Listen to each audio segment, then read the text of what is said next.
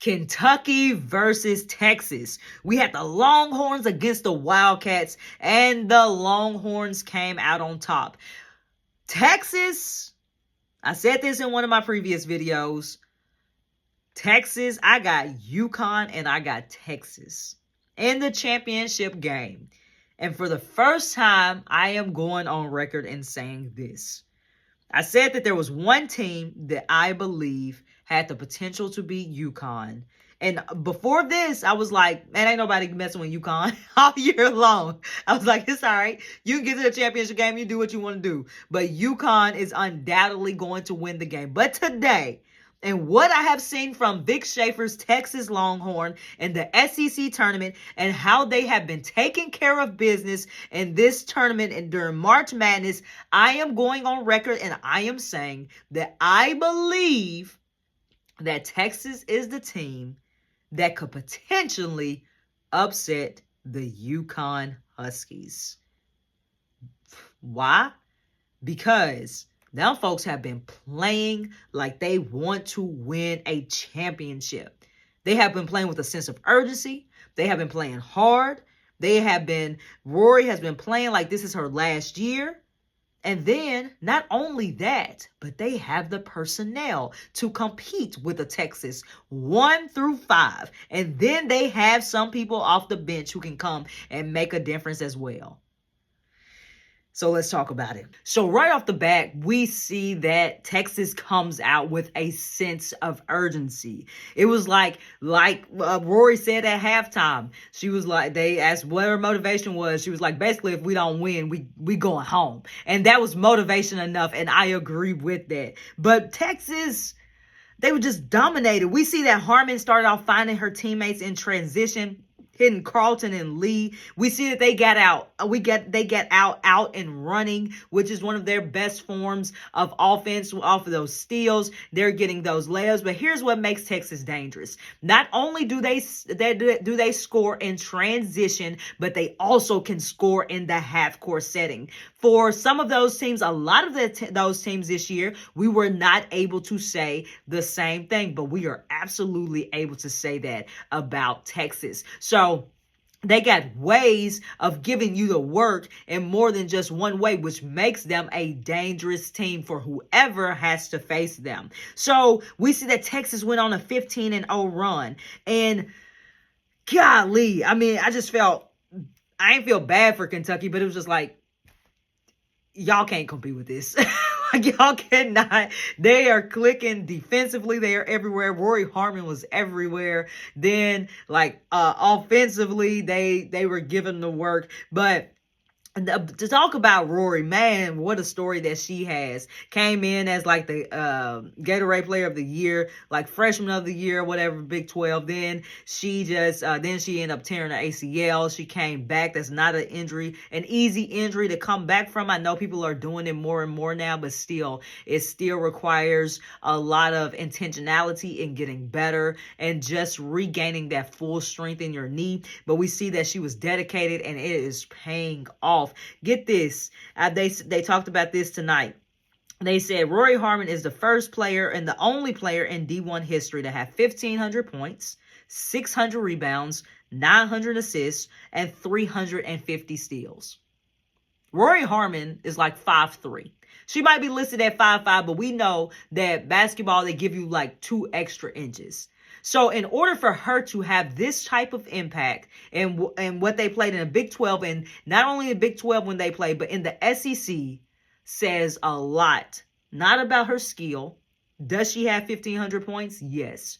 But 600 rebounds, which means that she's relentless.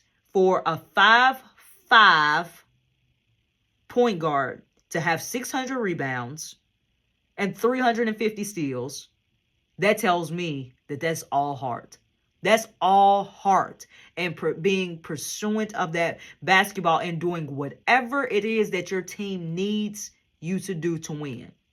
Not only that, but she's the ultimate team player because she has 900 assists. 900 assists. In a world of today where point guards are looking to score first, she is the ultimate team player. And it's like, okay, When y'all aren't doing y'all's part, then I'm going to step up and do my part. And that's why I got 1,500 points as well. So we talk about being a well-rounded player. You talk about I have to be 6 foot plus in this day and age in order to be effective. Rori Harmon defies those odds. And if you are a young player, or if you have a young kid who plays basketball, then they need to be paying attention, if they are not already, to Rori Harmon. Because she is a coach's dream. She is an extension of Vic Schaefer on that floor. And I always say this about a championship team. I said that every championship team has to have an extension of their coach on the floor. And if that is not Rori Harmon, then I don't know who is one, other than Raven Johnson. But Rori Harmon, but we're talking about Rori right now because I talk a lot about Raven. But Rori is that, and that's another reason why I believe they have potential to upset UConn. But we saw that Kentucky beat Texas down the floor a couple of times, but Texas had one of the in the first quarter. But we also saw that a big part of this was Texas had 16 points in the paint. Kentucky only had 6. Now that's not Kentucky's playing style, but I mean, golly, we just see that Texas was ruling the paint. All right, now we see in the second quarter that Harmon was being even more aggressive. First quarter, she wasn't as aggressive when it came to her shot, even though she had a 3 or whatever. But the second quarter, we saw that she was intentionally seeking out her shot, right? It wasn't that she was forcing it, but if they gave her space, then she was absolutely taking it. I like that. But we see that Madison Booker's mid-range is just ridiculous. It's almost automatic. And this stat line was crazy. She has more mid-range shots than 329 D1 teams.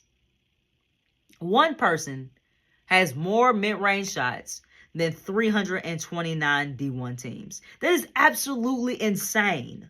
But I said that we have Harmon looking for shots, so you have to guard her as a threat. She scored or assisted on 20 points with 0 turnovers.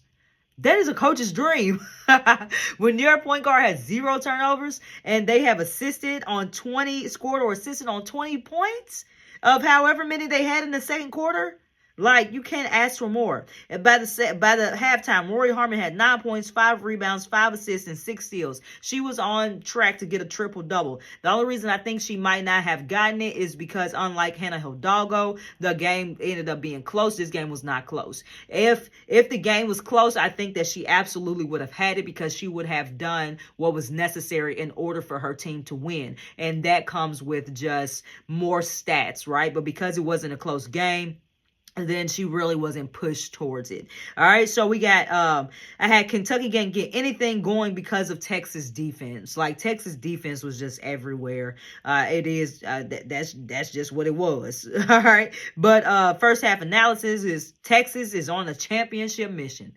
They ain't on no mission to beat Kentucky or whoever they play next, but they are on a mission to win a championship. They got championship aspirations on their mind. At third quarter, it's not much, so I'll just get through this. Both teams came out flat offensively, in my opinion. Texas had 14 points off of turnovers. Kentucky had 0. Texas missed free throws, and I almost was wondering, okay, is this due to fatigue? Because we see Rori, she missed 2 free throws, and Madison missed 1.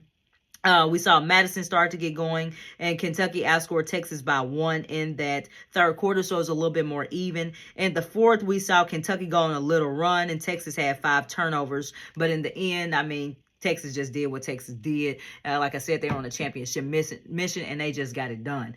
All right, so that's pretty much my analysis of that game. Let me know what you guys think. Do y'all think that Texas has a chance? I would love to know, or who y'all think has a chance of being in that championship game. All right, as always, I appreciate y'all watching.